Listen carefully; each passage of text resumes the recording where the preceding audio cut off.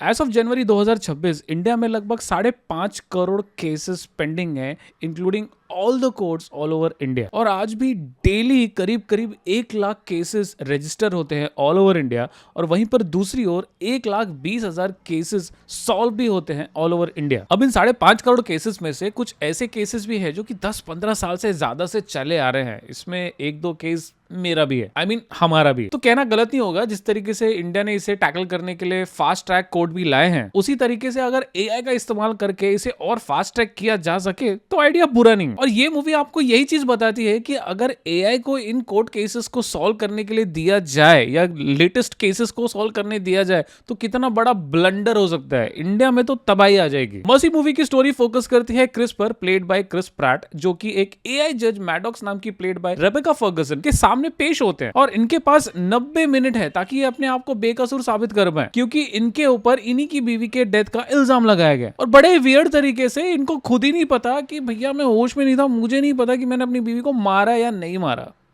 Seriously. और कुछ इसी तरीके के शॉकर और ढेर सारे प्लॉट होल्स है मूवी में, जिसके बारे में हम आगे बात करेंगे। कुछ इसी स्टोरी को अब ढेर सारे लूप होल्स, वियर्ड एआई, मगर अगेन एक अच्छी सीख के साथ के एआई पर भरोसा नहीं कर सकते। इसी चीज के लिए, यानी कि इन केसेस के लिए कुछ इसी स्टोरी को एक्सप्लोर करती है मूवी, जिसका नाम है mercy. This was about me and you.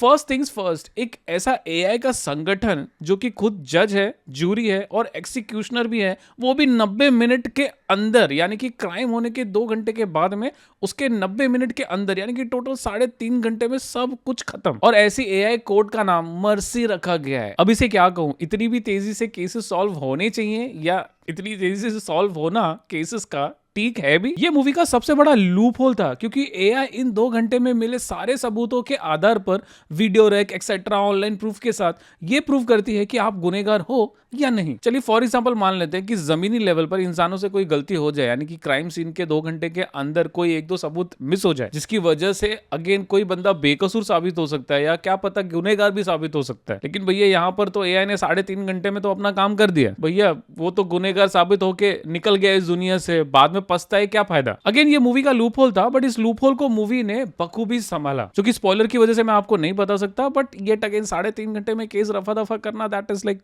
To fast. Movie में एआई जज Maddox played by Rebecca I think was the perfect choice. इनका फेशियल फीचर्स और मूवी में इनके एक्सप्रेशन ऑलमोस्ट एआई जैसे ही लग रहे थे। और कहीं कहीं पर अगर आप मूवी में ध्यान दोगे ना, तो भैया इस एआई जज को ना एटीट्यूड भी दिया गया। जैसे एक सीन में क्रिस इस एआई को बोलते हैं कि भैया मुझे क्राइम सीन के ना पूरे सीन्स देखने हैं, और वो बड़े अच्छे से प्लीज भी बोलते हैं। एंड द एआई जज was like, and Chris was like, and the AI जज still was like, and last में क्रिस को थोड़ा दिमाग आया and he was like your honour, and the AI जज was like there you go। और उस सीन को देखने के बाद में ना मुझे 1 मिनट के लगा, भाई साहब 1.5 घंटा है उस बंदे के पास में, और वो भी कम होते जा रहे हैं, और यहाँ पर एआई उसे एटीट्यूड दिखा के ऑलमोस्ट 1-1.5 मिनट तो खा गया है उसने। ये कैसा एआई है भाई? मतलब इमेजिन करो कल को मैं चैट जीपीटी से कुछ पूछ रहा हूँ और वो मुझे बोलेगा भैया तूने मुझे प्लीज नहीं बोला। और यहाँ पे चैट जीपीटी के ओनर्स कहते हैं इंटरव्यू में कि भैया अगर आप एआई को थैंक यू भी बोलते हो ना, तो पता नहीं कितने लीटर पानी वेस्ट हो जाते हैं एआई के। और प्रोसेसिंग पावर की तो बात ही अलग है। ये मूवी अप्रोक्सीमेटली 1 घंटा 40 मिनट की है। स्टार्टिंग के 1 घंटे तक मूवी और एआई की कन्वर्सेशंस तो बहुत सारे प्लॉट में लूप होल्स थे,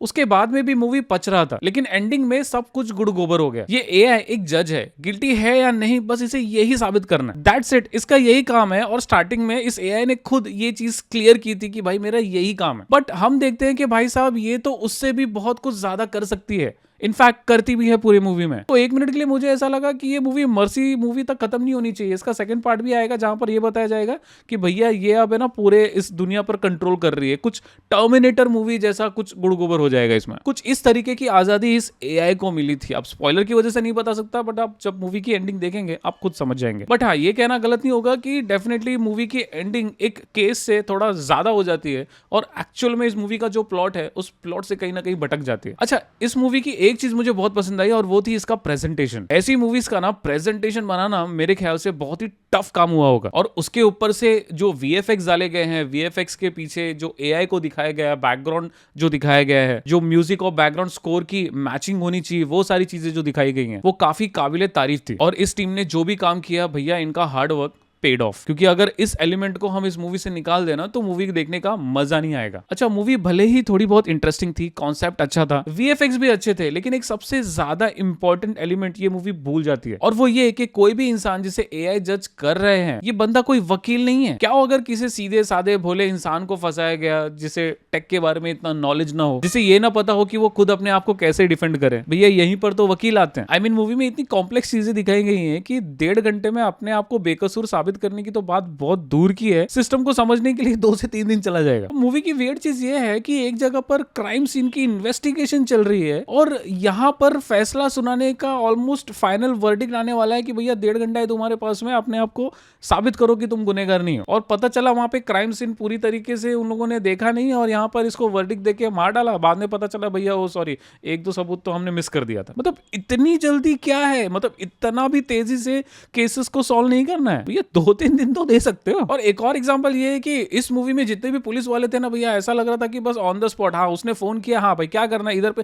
हाँ बस मैं 5 मिनट की दूरी पे हूँ। यहाँ पे तो पुलिस स्टेशन में जाओ, बैठो 4 घंटा, उसके बाद में लोग बोलते अच्छा आपको कुछ रजिस्टर करना था क्या? हमको पता ही नहीं, हमको लगा आप ऐसे ही टाइम पास करने के लिए पुलिस स्टेशन में आ गए हो। अच्छा, ये चीज अच्छा लगा कि मूवी ने इस फ्लॉ को डेफिनेटली रेक्टिफाई किया कि अगर क्राइम सीन से कुछ मिस हो गया या किसी ने कुछ मैनिपुलेट कर दिया तो उस केस में क्या होगा। इस चीज को तो बखूबी इस मूवी ने दिखाया। और 2 मिनट के लिए तो मुझे ऑलमोस्ट ऐसा लगा कि क्रिस और इस एआई के बीच में एक इमोशनल बॉन्डिंग बन रही थी, जो कि देखने में बड़ा वियर्ड सा लग रहा था। ओवरऑल समराइज करूं तो भैया मूवी देखने में बड़ी एंजॉयबल थी, वीएफएक्स बहुत अच्छे थे, कॉन्सेप्ट नया था बट यस बहुत ही इंटरेस्टिंग था। ओवरऑल कहूं तो मैंने इस मूवी को डेफिनेटली एंजॉय किया, तो इसमें ढेर सारे लूप होल्स होने के बावजूद ये मूवी इतनी डिटेल्ड थी कि अगर आप 1 सेकंड के लिए भी स्क्रीन पर नहीं देखोगे तो कुछ ना कुछ मिस कर दोगे। एंड आई थिंक मूवी का यही मकसद होना चाहिए, उसे इतना इंटरेस्टिंग होना चाहिए कि वो आपको अपने अंदर हुक करके रखे, और वो चीज ये मूवी डेफिनेटली करती है। इसलिए इन सारी चीजों को ध्यान में रखते हुए मैं इस मूवी को रेट करूंगा 7 आउट ऑफ 10। दोस्तों, ऐसी ही ढेर सारी मूवीज और सीरीज के recommendation, daily recommendation, Netflix offers और गिवअवेज के लिए हमारे व्हाट्सएप चैनल को ज्वाइन करना बिल्कुल ना भूले, लिंक आपको डिस्क्रिप्शन में मिल जाएगा। और हाँ, नेटफ्लिक्स का अल्ट्रा एचडी अकाउंट जो कि 650 में आते हैं, मगर आप पा सकते हैं सिर्फ 163 में। कैसे, उसके लिए डिस्क्रिप्शन में दिए गए व्हाट्सएप पर तुरंत कॉन्टैक्ट कीजिए। अंत तक वीडियो देखने के लिए धन्यवाद। Stay safe.